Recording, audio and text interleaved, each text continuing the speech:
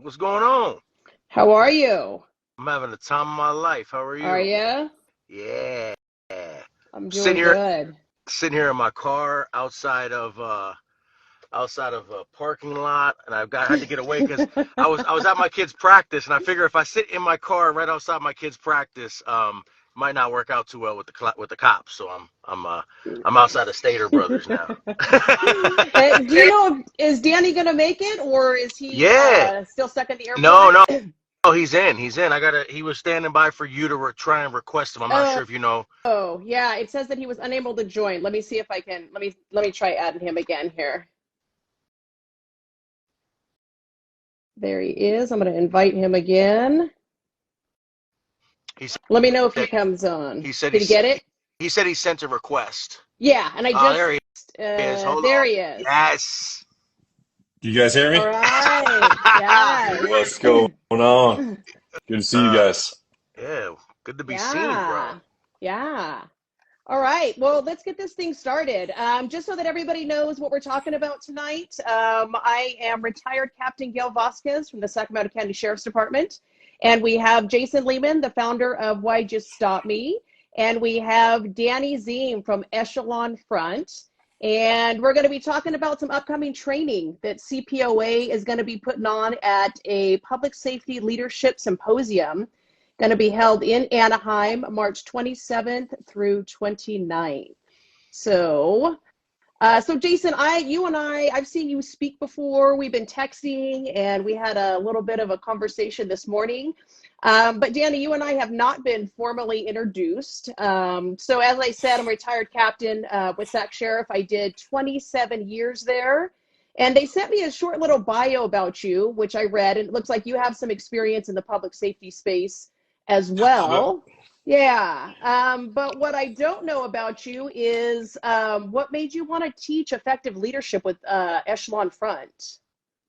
Yeah, so I'll be honest, right from the beginning, I had this opportunity with Echelon Front due to some relationships that I had with some people that I've known and been able to work with in the past. And the thing that really spurred my passion for wanting to teach effective leadership as I began to learn more and more about it and be exposed at Echelon Front with just magnificent leaders that I get to Mm-hmm. work with was actually looking back on my 17, just under 18 years of service working in police, fire, EMS, and technical rescue, and then working on a SWAT team as a TAC medic and stuff. Looking back at all that experience and realizing the more I learn about this, I failed a lot. I Yeah. failed a lot of people along that road. And that really kind of stirred a passion in me for like, hey, you know what? In the first responder community, we're not taught this stuff. We're expected to lead and we're taught a little bit about management, Mm-hmm. but not leadership. And so that really put a passion in for me. And I got to see it change the agencies that I worked with because we were executing on leadership, specifically extreme ownership, the message that we teach. And I watched it not just only change culture in agencies, both police and fire, but also personal and family lives and stuff. And that really, really hit home with me to see people being successful and seeing the success in my own life because of it. So I'm all in. I'm sold on it. I love it. I love the impact. And so now I get to do it full time and it's pretty amazing. Yeah, it is. It's interesting when we talk about leadership. People are always surprised at the self-reflection you do and how it just makes you a better spouse. It makes you a better employee. It Oh makes you a man. better leader. We were lucky at Sac County Sheriff because we had somebody named Rob Patton who had a connection with Jocko, and he actually started a deputy sheriff's leadership program in Hmm. our agency. And you guys come Yeah. out and teach a part of it, and it's Yeah. huge. So it is huge, but maybe you can talk a little bit about what makes the extreme ownership message so valuable to the law enforcement professional, because we teach it to not just our swarm, but we teach it to our professional staff as well. Yeah. I think that's the probably the most important thing and the unique thing about the extreme ownership message. Look, we're not reinventing the wheel. A lot of the stuff that we talk about are things and strategies and words and things that you've heard before. We just have a different view and a different implementation on a lot of them. And the thing that makes extreme ownership unique is that, hey, look, it's all on you, but it's not Mhm. about you. It's not about you. It's about other people. It's about empowering your team. And it's so valuable in law enforcement because whether you like it or not, and it's a thankless job right now, you're leaders in the community. And law enforcement, more often than not, has to be able to make decisions on the fly, on their own, that have high amounts of impact. And it takes leadership skills, and it takes a lot of the stuff we talk about, specifically detachment and relationships, and a lot of these aspects of extreme ownership through the laws of combat that we talk about, that give officers those tools, as well as you said, firefighters, paramedics, non-sworn, administrative. We teach this to corporations. We teach this to Fortune 50. I travel all over the country teaching law enforcement agencies, police, fire, EMS, military units, corporations. And I've seen the change in my small family unit. But specifically for law enforcement, I think it's just invaluable to be able to realize that even though you're out on your own, whether you have brass on your collar or stripes on your sleeve or not, you're a leader. You are a leader and you have influence. And extreme ownership is exactly what that's all about. You can only control one thing all the time, and it's your response to stimulus. And that's a huge thing for the front line of law enforcement. And I'm just excited to be able to be a part of helping people succeed. That's what we want to do. Yeah, I love it. I love it. Okay, so Jason, Sac County Sheriff also has partnered with Why You Stop Me. You guys came and trained a bunch of our officers. And I think that most people know you through the CP21 courses that I think you've trained over 10,000 law enforcement officers across the state. And correct me if I'm wrong, or maybe if it's true, you can kind of tell me how this came about, that you have partnered with Echelon Front. Is that correct? Yeah, absolutely. Okay. Yeah, so talk to me about how that happened, and then what we can expect different from this combined training that you guys are going to offer. Yeah, absolutely. So both Echelon Front and myself and Why'd You Stop Me, we all partner with a company called Lexipol. Okay. And most people in California know Lexipol. And through the Lexipol partnership, we were able to be introduced to one another. And we realized that our relationship building tools at Why'd You Stop Me are in line and directly aligned with the relationship building tools at Echelon Front.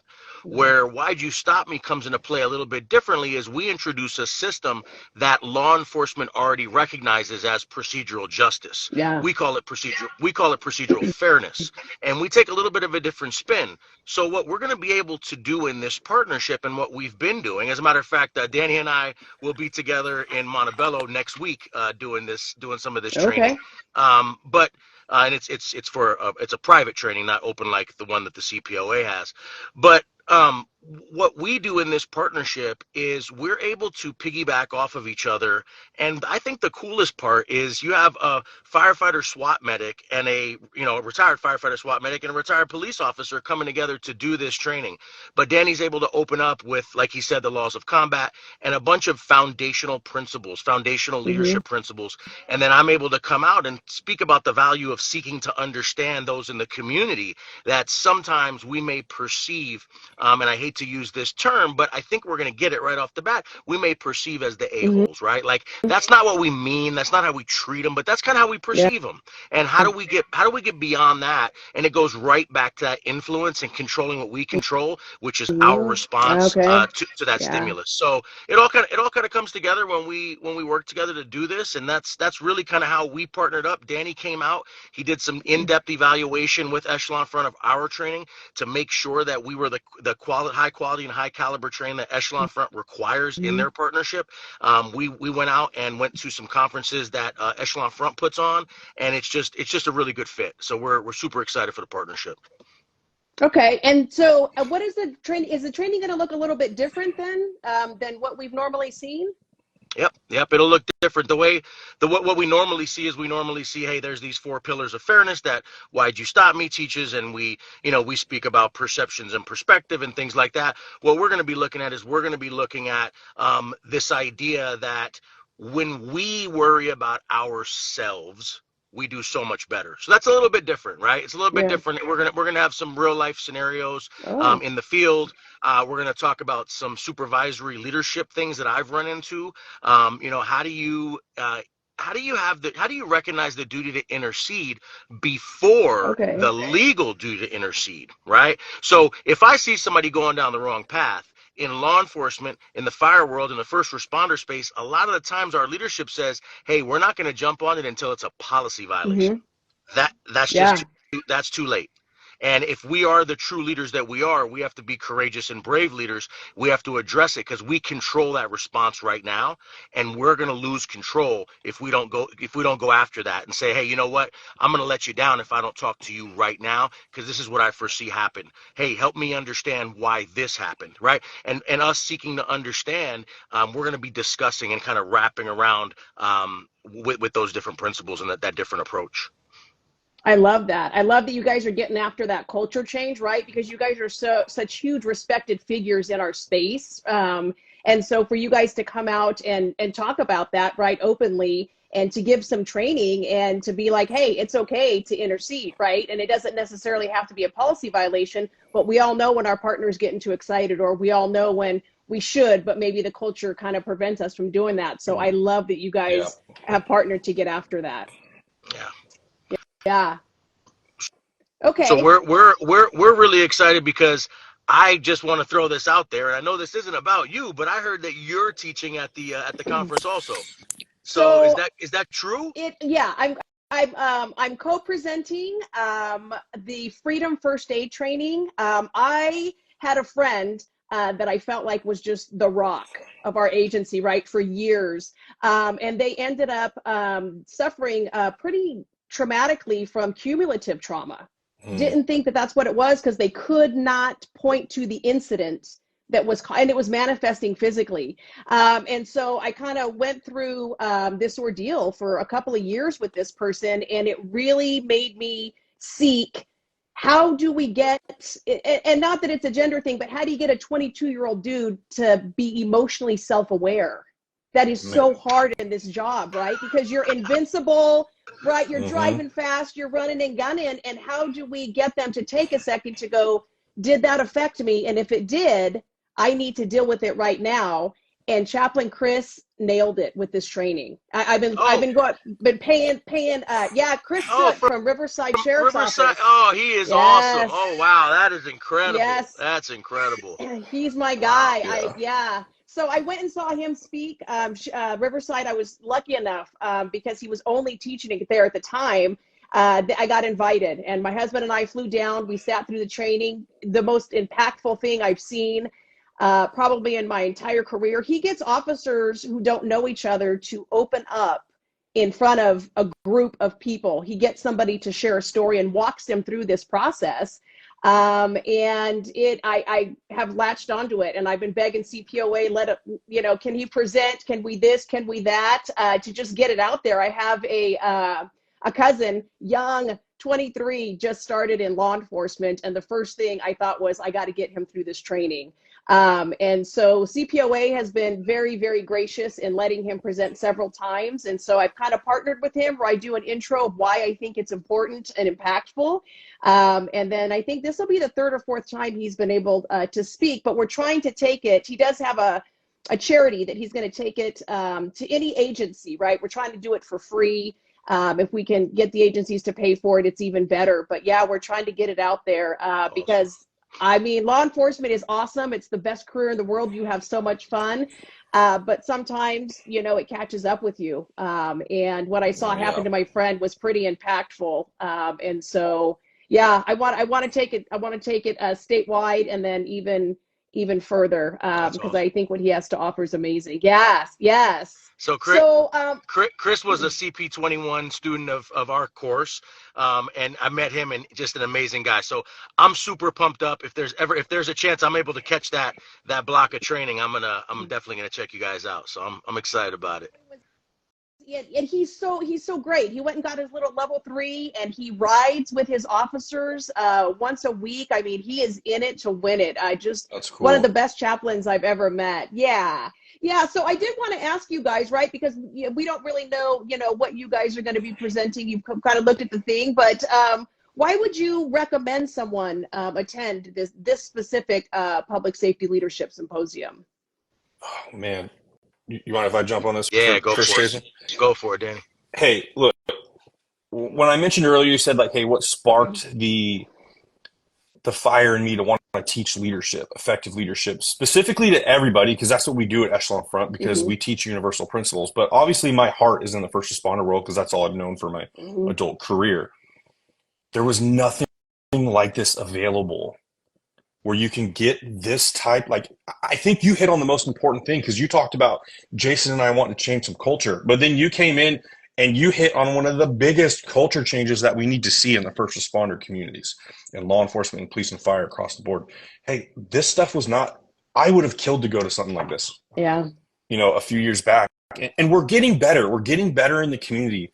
But this, man, to be able to have access to something like this, especially all in one realm, all in one area, all in one sitting, to have these type of entities come together, it's priceless. And I wish I had more opportunities. I wish there was more law enforcement training programs. Like, we're getting a little bit better on the fire side as well with some officer development programs and stuff. But it's not like this. This is all the great minds and all the principles and everything coming together. And it's something where someone can come, experience it all, and then leave with something impactful enough to be able to make a culture shift.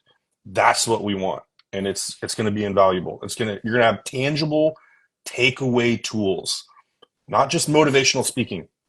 That's great. And we want motivation, but motivation's fleeting. Yep. You want tools, and you're going to leave this training, you're going to leave this conference with tangible tools to go really make a difference. Yeah, and I think for me, just jumping in real quick, what's mind blowing to me is, and some people know this. In 2010, I made numerous attempts at taking my life, and it's a hard thing to say that on a live to random strangers, but it's the vulnerability as a leader that allows me to say that. And what I learned as a leader, and I learned it late, was I wish I would have spent a couple $100 on my own to go to leadership training to save me the torment in 2010, to save me losing a relationship, to save me losing the ownership that I had of my own decisions. I gave it all to everybody else. The only power I should be giving away is the power for other people to lead, right? Mm-hmm. But I'm giving my power away in negative ways. I'm just giving it away because I didn't have the opportunity to have somebody else make a decision for me. And what I mean by that is I turned in a slip. Hey, I got this cool training, Sarge. Can I go? And the agency can only afford to send so many people. Yeah. Well, this training, this may be a once in a lifetime training for somebody with 15 or 20 years on the job in a smaller agency or even a larger agency. Yeah. And I don't want to see anybody miss that opportunity because they have a rejected request to go to training. Look, we make decent money in the state of California and abroad, and to be able to make that investment, not only to help internally with your own agency, externally with the public that you serve, but most importantly at home with that family unit, right? To be able to say, hey, that family unit is what has to come first, right? And I have to be able to understand how to lead effectively and how to be the best follower I can be within this group. So all of those things are going to come together, and I think it's going to be a little bit different than advanced officer training at your agency, or somebody that maybe took a train the trainer program, because a lot of the programs that we're seeing in leadership are based off of training of trainers, and that's something that both Why'd You Stop Me and Echelon Front are very, very specific about. If that ever does happen, we really want to make sure that the folks that are doing it are at that top notch and that top level. And so I just feel that everybody, we got Tom Rizzo coming from New Jersey to speak about a different type of leadership the next day after Danny and I. And it's really going to be, I think, a symposium where somebody can walk out and say, I'm 2% better. And that because I'm 2% better, I'm going to give that leadership to somebody else. I'm going to show somebody else they can be 2% better. And it's going to be by me modeling that behavior, by me showing people what to do. And I cannot tell you how excited I was when the CPOA came to me and said, hey, we want you back. We want this partnership with Echelon Front. And then I got to call up the bosses at Echelon Front and say, hey, can we make this happen? And that's how we got to this spot, right? Is to be able to do this and make it happen. So I'm excited. Yeah. After looking back in 27 years, I mean, it was, hey, somebody hopefully liked you enough to mentor you, right? That was your leadership. And that was your only hope. Yeah. And yeah, you're right. I mean, if the agencies won't send you, this is going to be big. It's one of those ones that you're right. We get paid good money, and my husband and I both paid for a ton of our training and a ton of the, search for something to help officers with cumulative trauma. I spent thousands of dollars looking for that. And I was never sorry. And, you know, even now that I was on the board with CPOA and I'm retired now, but I'm just volunteering my time with them because the people at CPOA, from, you know, the top to the bottom, they are so invested in bringing good quality training to law enforcement that there's nobody else I'd rather partner with. So I know we're getting close to time that we told them that we would stick to. Is there anything else that either one of you guys want to add? I mean, there's so much, but I think March 27th is probably going to be the time. I'm pretty sure Danny and I can sit on here until the sun comes up tomorrow talking. Yes. But Oh yeah. there's really a lot. But no, I'm really appreciative. I'll turn it over to Danny, but I'm appreciative for you. I know this is probably your first Instagram live from what I'm hearing, right? Right, Gail? Like, this is legit. First time on Instagram live. I don't even have, I think I had like a little fake account to follow some nutrition stuff that I accidentally deleted earlier trying to do a dry run for this. I was the diehard, right? Law enforcement. I didn't want anybody to know what I did. I wasn't on any social media. So I have to give a shout out to the girls at CPOA. They spent the last 2 days. When I said I would do it, I didn't know this is what it was. Because anytime they call me, I'm like, yeah, man, let's do it. And then I'm like, wait, what am I doing? So yeah, we pulled it off. So Danny, anything else you want to add? I think you guys touched on everything. The one last thing I would say and kind of double down on is like, hey, this is an investment in yourself.